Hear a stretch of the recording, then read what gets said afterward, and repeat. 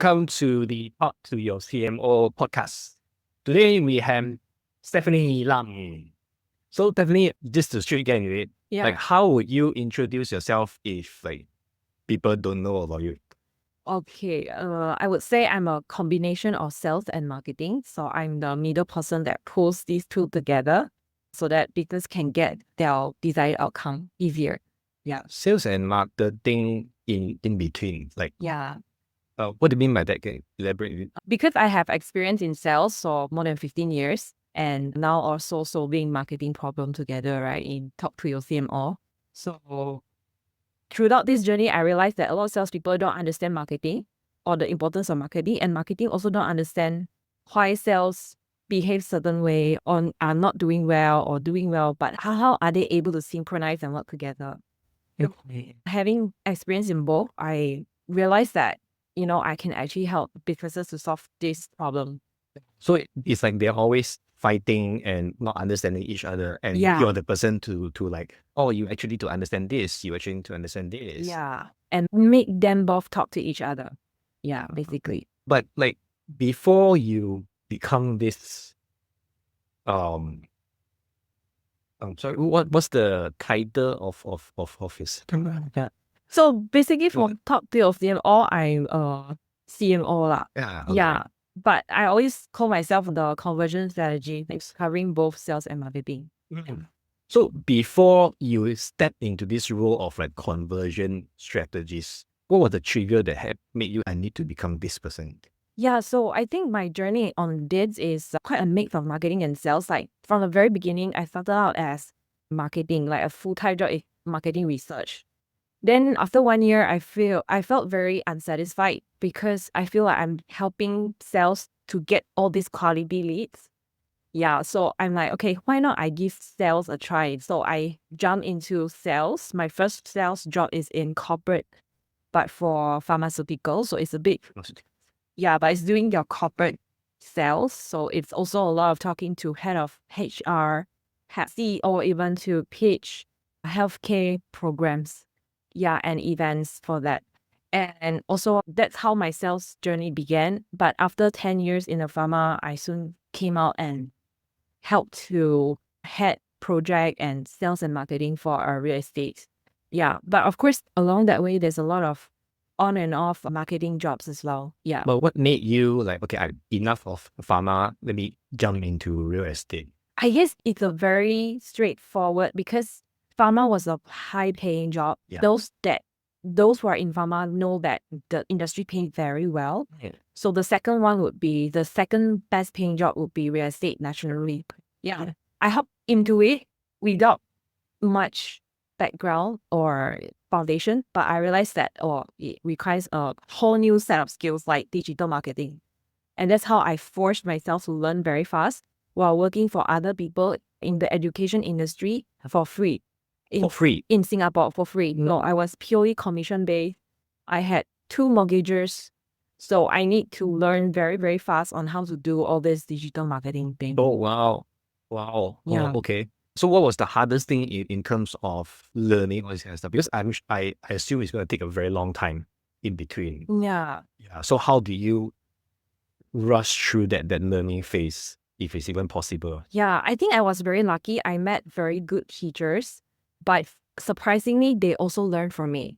Meaning they are very good in digital marketing, but for sales, they're very lack of experience. So we learn from each other. I ended up learning that yes, reinvention means it's very humbling. You need to unlearn a lot of things, but you are not starting from ground zero. Meaning you carry certain wisdom with you that others recognize, hey, actually you're very good in sales. And your kind of sales is not like pushing people to a close, but truly listening and understand people. Then in that way, you build trust. You don't even need to hard sell anymore. So that's where, yeah, it's very hard. Like morning, I purposely woke up at very early, like 5 a.m. every day just to have enough time to learn copywriting and all that. So that it's fast enough. And I was forced to hey, this is the client. You need to figure it out how to run it. You need to figure out how to run ads. So there's no mentor or no seniors to teach you all There this? was mentor, but even with guidance, you need to fail until you learn, oh, okay, actually I get what that theory means already. Like the fundamental behind Yeah. all of those skills. Yes. And because I was only paid when there's sales, so I had to make sure everything works. Right. Yeah. Yeah. Assume there's going to be a lot of like a trial and errors, a lot Yeah. of hitting the wall, Yeah. And a fast paced one. and a faster pace. Yeah. Okay, so it's like driving a car and hitting the wall. Yeah. And trying again. And trying And again. go again and try it. Yeah. Okay. And so how long did it take you from there to finally have an acceptable kind of revenue where you can support? I think a year. A year. Yeah. A year. It took me a year. Wow. Yeah. So going back to the fundamentals just now, where you learn from beginning and trying to really understand what all those skills are, what was the fundamental like philosophy of how you do things? Why does it work? I guess I tried to jive everything together. Like, don't be overly too tight with all direct response marketing and all that, but trying to tie back to the experience I have in sales. Because even till now, I'm still doing sales, PR, networking. To tie back to the human element, what make people buy, and really relate to that instead of the very digital marketing way. Because I also got a certification in digital marketing, and I find that it's very robotic, it's very formal. But if you can drive the experience together, actually it works well. Like you can find your own secret recipe, I guess. So for just now, you mentioned the word direct response. I assume there's going to be some audience who not sure what is direct response. So could you maybe elaborate a little bit on what is direct response and what you do and what's so different about it? Yeah, so it's just my take, because I don't really go and find the definition of direct response. What I know is whatever copy you write or your sales page or your landing page leads to one call to action. Usually it's one call to action and to sell that call to action or offer. But the marketing that we have been trained on is like talking about a lot of things, right? So it's very flowery, very decorated kind of words. But a sales page is just like how when we were doing sales, a sales conversation, a sales pitch. But of course, disguised more in generating that desire in the audience, in the target audience, versus just what we do or this is our product or features. That's it, right? That's the difference that I see for direct response. It's like a sales copy. And so for yourself, how will you do it differently? Because a direct response is all about just that one thing, understanding that thing itself, one landing page. How would your process differ? How would it differ? All right. So before I realized this is the secret recipe of it all, because it took me a while to crack the code. Like I can learn copywriting, I can learn direct response from my CFO, my mentor. But I realized this when I talk more to the end user or the target customer, I spend a lot of time talking to them because I was the one writing the copy and also closing them. Meeting, book appointment setting, up to closing them. So this allow me to like, hey, I know exactly what makes people buy and not buy and hesitate. What's their fear? What they worry about? What are the problems that they are facing? The solutions that they are not able to get. All this thing is all directly to me. So that's when it really took things off the ground very, very well.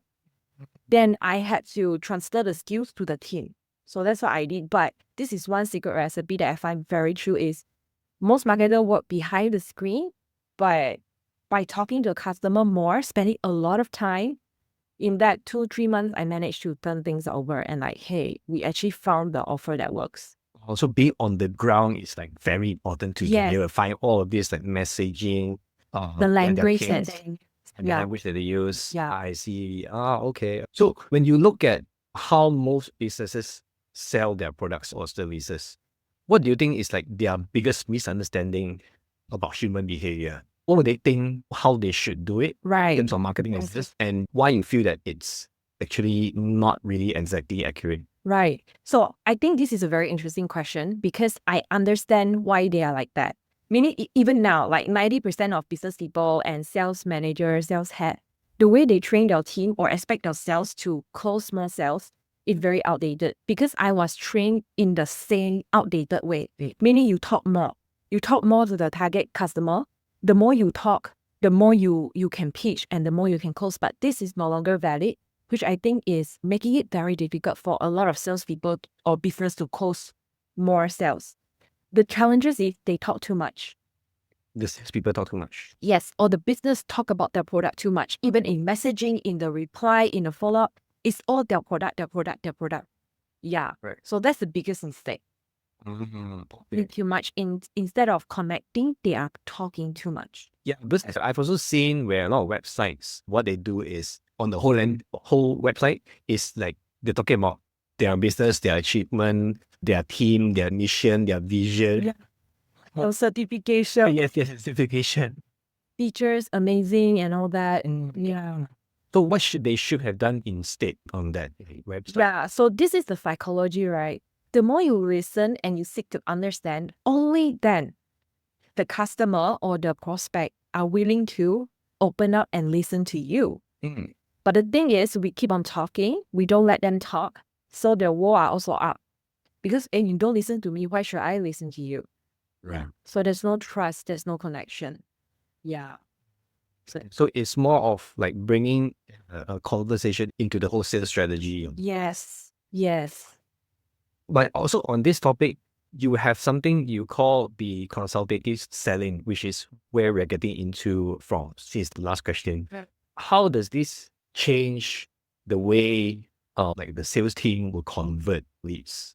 Right. So a lot of times sales team find it difficult because difficult to convert more leads to sales is because they fail to establish trust in the first place. So this consultative selling compass framework is a 7 steps framework. It sounds a lot, but it's actually the exact steps that you can use from the very beginning you receive the leads to closing and getting the sales. And we actually don't like the word closing because it feels like a very bad word. So it's very bad word. Yeah, meaning like you manage to eat someone up or you manage to, I don't know, it's like treating that as a number is of a human. I see. Yeah, so we actually call it commitment. So meaning secure commitment. So in the compass framework is exactly what we track, meaning how much commitment did you manage to secure from this conversation?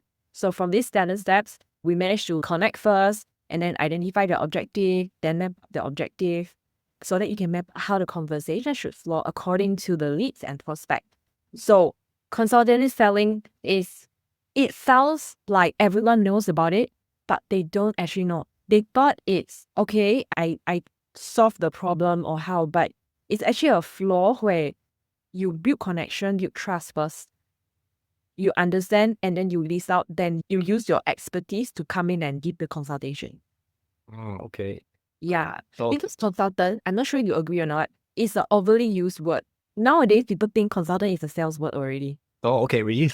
Yeah. But some people might change it to advisor. Maybe can you explain more about like how do you come up with the word compass and like maybe what's inside? Right. So compass is basically, I just found this abbreviation like, it's like, it rhymes a thing because it's a 7 steps. Then compass, it actually also means in order to be a successful consultant in nowadays world, successful in sales, you need to be the compass of your prospect. Meaning, even if your product is not the right fit for them, you need to tell them, hey, this may not be the right fit. So you need to be the compass that point them towards the right direction for them, not for our best interest. Even if it means that you might not get the sales. Yeah. And that's what a true consultant actually should do. Right. Instead of like, hey, no matter what, my product is the best, then you lose the neutral professionalism already. Yeah, so that's why the compass is always neutral. It's like pointing you towards north or south. Yeah. Right. Yeah. So you become the person that they would trust more. Yeah. Because you're not just trying to push the sale. Yeah. I assume you have done this continuously, like nonstop and year after year, a lot of clients. But can you maybe give an example of maybe one of the first time you've tried this method and then made you feel like, oh, this is the secret? Do you remember if there's any such like client or person that you meet? Yeah. Actually, when I came about this framework, I realized I've been doing all this because in pharmaceutical sales, right, we were dealing with one of the most difficult customer. Doctors, pharmacists, they spend their whole life studying. Right. Who are we to tell them how to use this, what to use this, why to use this for, right? So it's very humbling. So we have to learn consultative selling method in a way that makes them buy in without hard selling, without telling them directly. So meaning in a way, we are coaching them to see this as a natural, most direct solution. So we are already using consultative selling, and we are already using a lot of evidence-based selling, meaning we need to show them clinical papers that show actually this is the proof to build that credibility, which relates to the consultative selling method actually. Meaning don't talk out of thin air, but really show proof, data and all that, be data-driven and all that. Yeah. And talk on the same language as the doctors. Yes. If this works, why do you think the current companies and businesses are not actually trying that out? Do they not know about this, or are they afraid to use it?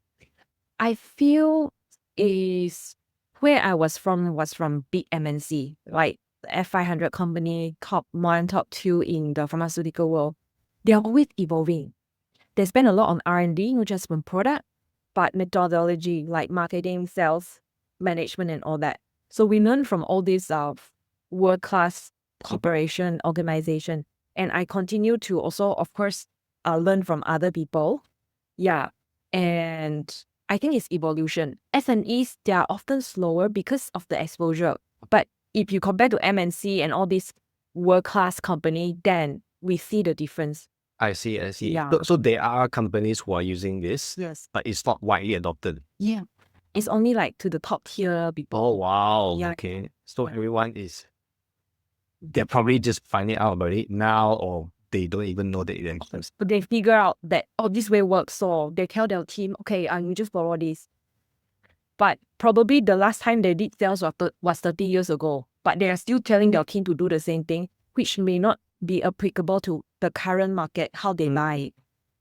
And I guess there's also sales people who are like adamant on, because it worked for them before, so therefore it should continue working. That's why they will teach people to do that. And To do the same. They might not believe that there are other ways to actually Yes. sell. Because all these while they've been doing the same thing instead of evolving, see how other countries are doing it and all that. Yeah. Yeah, because I find it interesting that Malaysians don't really learn much about like how other countries sell. Yeah. Any reason for that? Do you think Malaysians are like, they don't learn that much? They just do it the way traditionally. I think really based on environment and exposure. Because I was exposed to MNC, so naturally I got very curious. And also, but then now I think it's made even easier. You can learn from podcasts, you can learn from books and all that. I think the curiosity is very important, especially for sales. Yeah. Because sales is like one of the oldest industry, right? Like profession, sorry. But of course that means the skills need to evolve as well.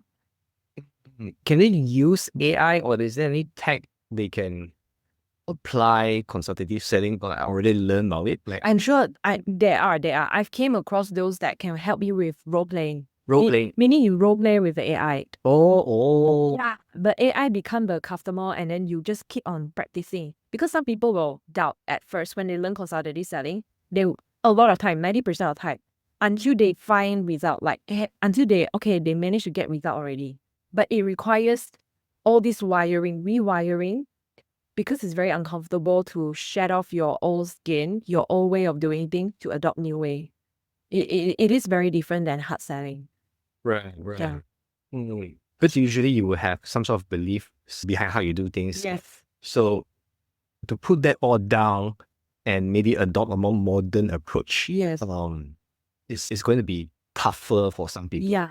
And to be able to do consultative selling means you need to know your product, not only that, your competitors, other options, and the entire industry, and your target audience very, very, very well. And it's the reason why a lot of people cannot do it very well, because it requires deep expertise. Okay. Yeah. So that sounds like the barrier of it is quite high, or you think that For it's example, yes. For example, in real estate, very straightforward. A lot of people don't even know, a lot of real estate salespeople don't even know the proper way, the proper method or don't even know how to answer the questions that the prospect had, Yeah, so how I learned when I was in real estate, I actually took up courses. I took up property investment courses, different, like I invested in a few. Why? Because I want to learn the jargons. Investor use, home buyer use. Oh, Like all these different buyers, what are the languages they use? How they decide whether a property is worth buying or investing or not. I learned the way they see the world. That's how consultative selling can be done. You need to see things in your world also. Yeah. so you have to be more curious and learn the stuff that your company doesn't teach. Yes. And I'm sure this applies to marketing as well, right? Yeah. Yeah. If you don't know the product, the industry, the buyer, what they think, the decision making was, it's very hard to come up with very good copy. Yes. Yeah. Exactly. Yeah. Because usually when we want to do things is like if we are under a company, we just follow the SOP, follow the framework, everything that's been provided, and quite a lot of people they don't really think about, oh, let me try something different. Let me see if there's any other ideas out there. Yeah, true. They always just follow. Yeah, it's simple, but somehow they just don't like find a more effective, efficient method. Yeah. Other than true. just waiting for new SOPs, I guess. Very true, very true. That's why I feel, and I'm sure a lot of very good salespeople, we all believe that sales is actually a very creative process. A lot of people might have stigma against sales job, but actually it's a very creative process. It requires you to think out of the box, pattern interrupt, how to connect with people better. All this require creativity. Yeah. Thinking outside of the box. Okay, yeah. How would you suggest someone like trains on this? Like, let's say, for example, someone who is listening to this, they feel, okay, I want to know more about this consultative selling. Is there a way for them to like even role play it, or how would you suggest them then pick up the skill? Actually, the first thing that they can do is to learn how to ask more meaningful questions. Questions that help them dive in deeper to whatever surface problem that their leads or prospect tell them. Let's say, for example, I have tooth pain. Then you can actually prompt me further, like, okay, which part and then what are your lifestyle like that may cause the tooth pain, for example. So it's like asking meaningful questions. The first thing that they need to learn is asking meaningful questions, which is the number one reason why a lot of people don't get reply from the leads. No more second reply, no more. So asking question is a very important skill. Yeah, because when we ask the right question, we make the prospect or the leads to also realize, yeah, how come I didn't realize about this? So we make them see something that they didn't see. Like we help them find a problem. So we always say sales is about solving problem. I don't think sales is about solving problem. Sales is about finding problems. Finding the problem. And helping the person to find that that's a problem. Okay. Yeah. So that means that you do need to talk with them for a while and to gain their trust for them to be able to tell you these kind of things. Yes. Yeah. The challenge is some businesses might find this is too time consuming, but it's definitely worth the investment because you don't just want fast client, you want long-term client. Yes. Long-term client takes time to build the trust. Yeah. Okay. So the question is, you're known for balancing empathy with analytics. How do you teach teams to care and convert at the same time? I always love numbers. That's why I'm in sales, because I'm very sensitive to numbers. And we are forced to, because if there's any mistake, it could affect the total sales, which affect our target. Back then, numbers are very important. But I think a lot of people, like whether it's marketers or salespeople, they are not. They can take down or track all the number, but you need to know what's the importance of this number. What does it affect? So from there, we can capture these are cues on how we can help to improve all these numbers. So these numbers are actually human, basically. Because most of the times when we do data analytics, the numbers just feel like numbers. Yeah. And everything is a statistic, everything is a graph. Yeah. So is there a way for us to like convince or rather prod the sales team to be able to be more numbers based or be involved in the data? Yeah, I think that's a good point. Meaning to tell them, hey, we noticed from the back end, like these numbers, maybe repurchase are dropping and all that. Perhaps could you please revisit these clients and find out what's happening in the market? Something like that. So they are actually signals the market is changing. So we need, as sales need to work together in marketing to quickly find out reason why. So it's very important to be in touch with the market very, very closely. Yeah. Meaning not just take the number, drop, but without finding reason. Also, why? What's affecting that? What's the macro factor or the micro factor, microeconomic factors and all that? So this means that the salesperson will actually need to build some sort of relationship with the customers so that they can re-engage in the future to get this kind of information. Yeah, instead of just seeing them as a number. One-time thing. Yeah, it is actually not. Yes. Yeah. Okay. Because small number can become big number when nurtured well. That's what I learned from sales careers. Yeah. Okay. So can you think of at this point in time, any one situation where you just did a small change into your sales process and then you see a huge difference? When I was in real estate, I started using this tool called ManyChat because I couldn't cope with the amount of leads. So I used ManyChat to set up some pre-qualification questions. So it helped a lot. It helped me to pre-qualify the lead with some questions because it can be automated. And then so that I can focus more on answering those that are more urgent and more qualified. Because some from the question asked, they will disqualify themselves. Yeah. So I realized like all these small thing, it doesn't have to be AI agent. It can be just a small automation that helps to free up a lot of work. Because otherwise I will be manually copy and pasting. Right. So yeah, it's like small things like this. So it's like filtered automated questions to filter out the quality ones who is actually interested and not interested. Yes. But of course, so it's very different than the normal conventional way where we blast a lot of features and information. That's why I love asking questions. By asking questions, the prospect themselves can disqualify themselves if they feel it's not a fit also. Meaning this property is actually in this location. It's quite near to this. And if you're like using government loan, LVF and all that, you can actually get it. But if not, it's this price. Yeah, would you consider or do you need more time? Some will disqualify themselves. If you're okay, then please proceed to share me your information, then I can help you pre-qualify. Like whether you can qualify for a loan or not, something like that. I see.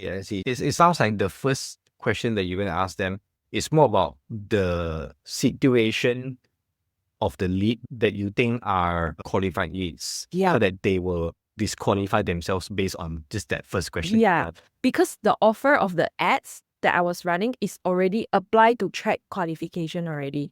So we know, okay, these get the warm leads, the quite warm, looking for a solution that they can afford one. Okay, then yeah. So it really depends on the offer as well. The offer of that. So how do you deal with leads who just come in and ask, hey, how much? Like, what's your counter to this? I would ask like, okay, I can tell you how much, but is there any range that you're looking for? And if price the only thing you will look at, what else will you consider?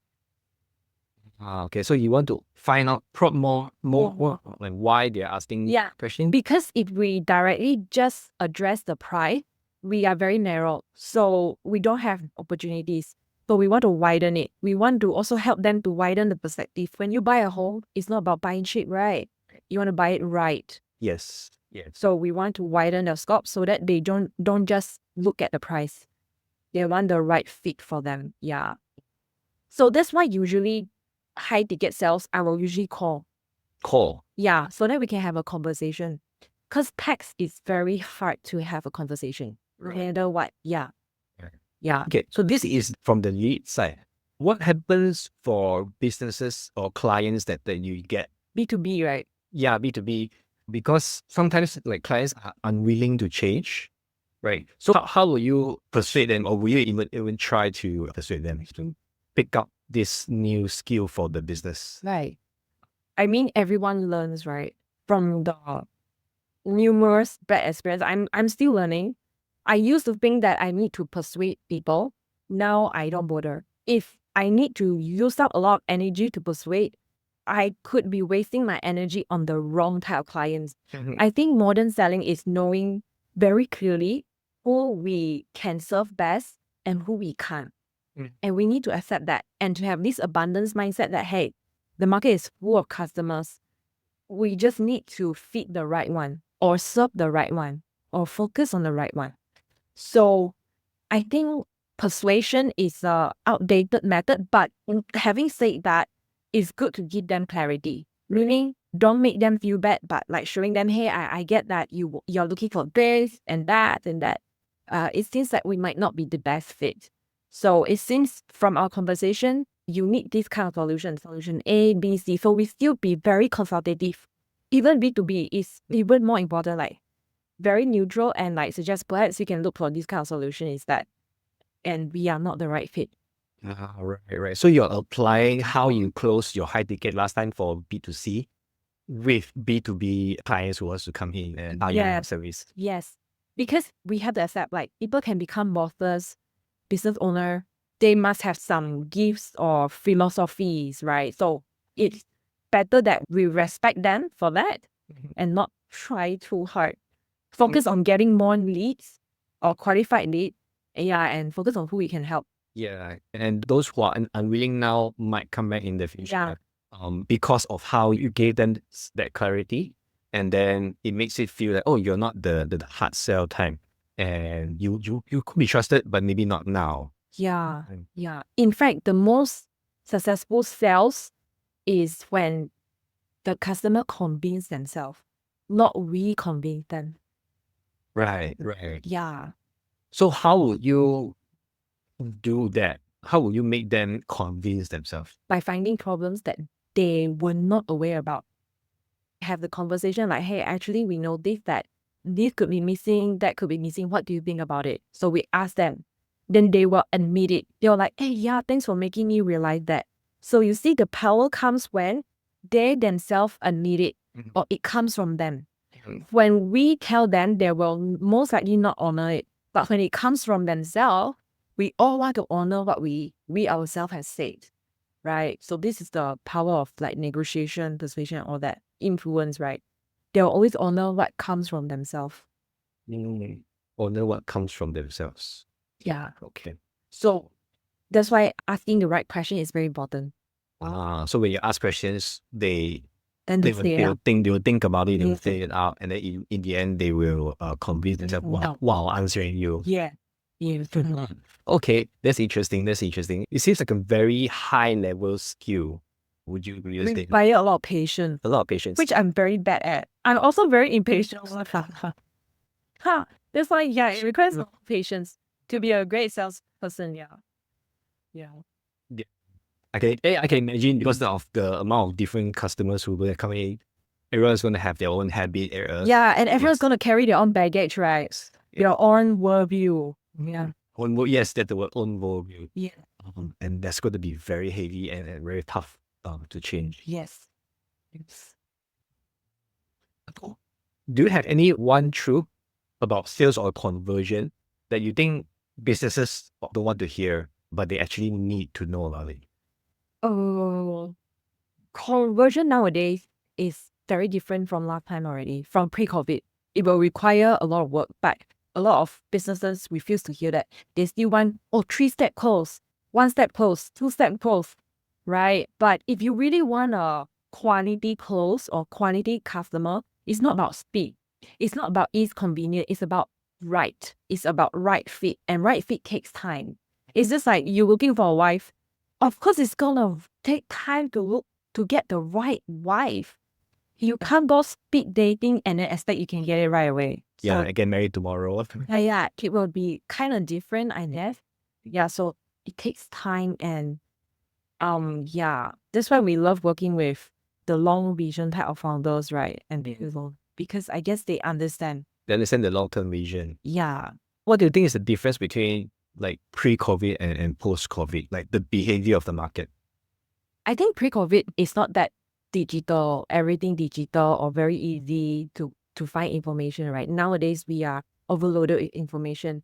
Anything we need, we just click. So we are trusting the person in front of us less and less. We will go and research first before we decide whether we want to meet the salesperson or come to the store or not. I guess that's different. It forces people to rely so much on information online instead of the human in front of us. So now we need to revert back and like build trust again. That's why community is very big now, right? People want to trust people. So it's coming back again, I guess.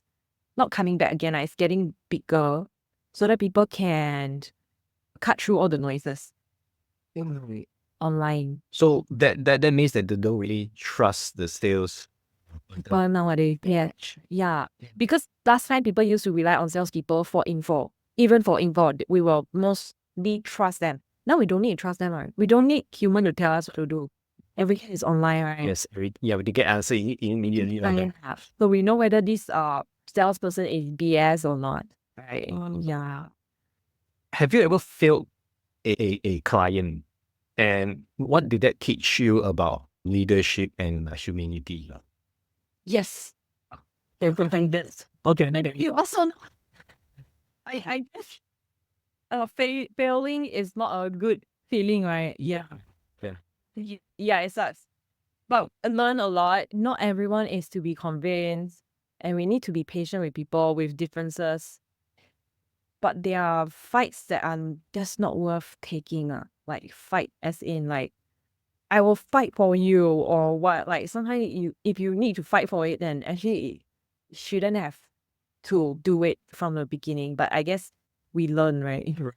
Because sometimes because I believe both the client and us, we want the best thing for them. Yeah. Because in the end, it's like if they win, we win. Yeah. And us also, and our clients win. But if there's mistrust, misaligned value, then we really don't have to force it. Yeah, then it becomes like we are fighting the client to help them. Yeah, where we shouldn't be fighting, we should be working together. But I guess it taught us very well how to align expectation. And if it's really not the right fit, don't force it. Like, yeah, let's back off and let people do what they do. Yeah. Yeah. So when you imagine the next generation of salespeople, let's say, for example, someone who has been there. So there's two types of people. Someone who has been there for a while, like 20, 30 years. What do you suggest them to unlearn? To unlearn, not to hold back. Because I think when we reach a certain status or experience, we will think like, I don't need to beg for people to come. I'm good, what? But I think nowadays, people want the connectivity. People want visibility. People want to see you, then will they be able to trust you. So if you want to get to another level in your career, you need to allow yourself to be seen and not feel threatened or unsafe about it. To really embrace that, like now people really read or scroll through TikTok and Reels for info. I mean, that's the fact, right? Right. So let's embrace that evolution. Yeah. I think a lot of amazing people are still not out there enough.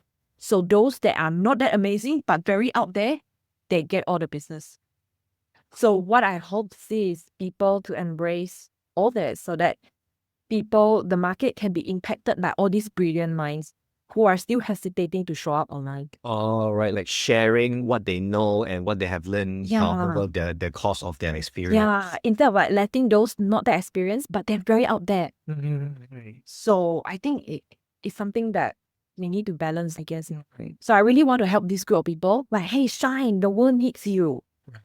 Instead of those half glass, full glass, and we don't even know if they are really good as they claim, but they're very out there. So nowadays, we don't even know whether the person is good or bad just because they keep showing up. So what about helping those that are really good to show up more?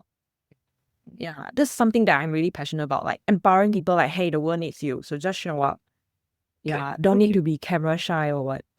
Yeah, camera shy is one thing that usually stops a lot of people. Oh, I want my privacy. I want my life and a job to be different, separated. Yeah, that's how we are doing this. Yeah, step out of our comfort zone, appear more. The world needs our knowledge. Yes, and we also can interview those hidden gems. Yeah. So these are for the people who are already experienced in the market. What advice will you give for people who want to step into a sales role as a beginner? be willing to be an expert in a field. Because I feel a lot of people enter sales role because of the money. Yes, money is good. I also entered sales role because of money. But soon I learned, actually sales very important. We cannot simply sell things one. Because whatever thing we sell wrongly to wrong client, there's consequences that we cannot imagine. For example, let's say when I was selling pharmaceutical product, if I know this kind of patient cannot use, but I still want to sell, like, it's bad, right? So sales have a huge responsibility to be a real expert. And it's not just pushing product, it's really like ensuring the right product get in front of the right person. Yeah. So really build expertise, like real solid expertise. Don't be looked down by others by having shallow experience and only talk only. No, actually it's really owning that expertise. Whatever we sell, we must be the number one expert in it. And in that field, not just in your product, but everyone else, your competitors, the other options. Right. Yeah. So they should learn about their product, number one. Then they should learn about their competitors, number two. And then thirdly, I guess, is to step into the customer's shoe. Yeah. And find out like how to build a relationship with them. Yes. And what are the options that they are considering and why this option may not be the best for them. So really becoming a consultant already. Okay. Yeah. But usually if someone is in sales, based on my experience of like friends and acquaintances, they usually go into sales, and because of, yes, like you mentioned, they just want money. But there are also times when they are just bootstrapped for money and they need to close the sale. So what would you say to those people like, yeah, I need a sale tomorrow. If not, I'm going to be under the bridge next month for the... You can do that. I mean, yeah, there are a situation like that, right? Then you only need to figure this out. Who's the best person for that product and just go and aim that person first. Yeah, because when you sell from your soul, meaning like you deeply convinced like this person can benefit from product, the sales is no problem already because you already have that high conviction. When you talk from conviction, people can sense it. Yeah, people can really sense it. Right. And when you're unsure, because you need the money and all that, people can also sense it. Yes. Yeah. Yes. Yeah. So that's why it's a bit tough. Maybe the person need to go to work at McD or get some part-time job. Part-time job, just to... Yeah. I honestly think, yes, a hungry person can be a good salesperson, but you cannot be too hungry. You need to pay your bills and all that so that you don't sell at the wrong time. Because sell at the wrong time. Yeah. Why our sales cannot be closed is because you're selling at the wrong time. Right. When you sell at the right time, the person is open, convinced, self-convinced. You just need to ask, you can get the sales already. Yeah.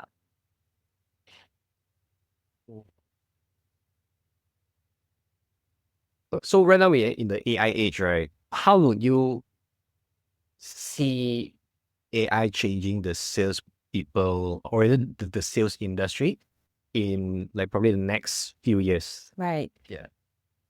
I think there's good and bad. I think a lot of businesses think they can replace salespeople. And it's because salespeople, some of them are very, comfort zone. Meaning they don't level up, they don't become the expert in their field. That's why they're very easily replaceable. That's why it's still very important to be expert. Another thing is, if you are on the expert side, AI and all this, you become a great tool and assistant to help you research and understand better your prospect, your ICP, your ideal client profile and all that. So that when you meet them, you're really talking to their problem. You really know their everything, their info and all that. So I think this, and also offloading the more laborious tasks and all that. Yeah. More laborious task. What do you mean by that? Like data entry, like doing your CRM and all that. Supposedly it should be easy to be done. So I think there's more advanced CRM that is easier to be used and show us the data, like so that we know, okay, where should we catch up on, which leads should we follow up or nurture and all that. So it will empower the sales to be more data driven instead of like, oh, I follow intuition. Follow intuition is good. It's my kind of rule as well, but this will make sure that we don't leave anything out of focus also, like the important things to get things going and moving, like forecasting and all that. Where are we off and all that? Where are the numbers off and all that? Yeah. I guess in the end is that after you close the sale, or as you call it, get the commitment, what do you want those people, the customers, the new customers, to remember about how you made them feel? From the very beginning, is it? After they made the purchase.